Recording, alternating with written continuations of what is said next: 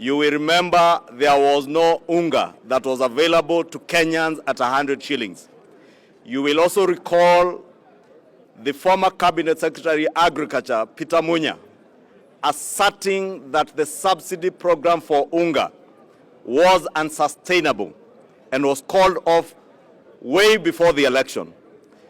You're also aware that the same program has been questioned by none other than the Auditor General and the Comptroller of Budget, that the subsidy programs that they are now trying to blackmail government to reinstate were programs that were designed to loot billions of shillings from the Kenyan people.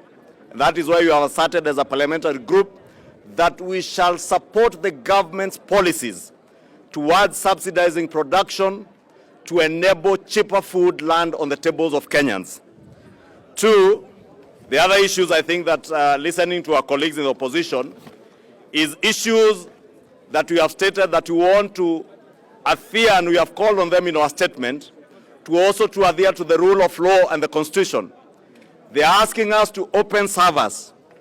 This parliamentary group has asserted that we have no key to any server other than the key to open the economic servers to reinstate our economy to where it ought to be.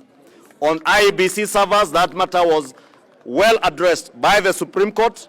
The opposition is within its rights to seek a review under the Constitution and under the law from the Supreme Court on the issue of any servers that they think was not done by the Supreme Court. They can go back to the same Supreme Court.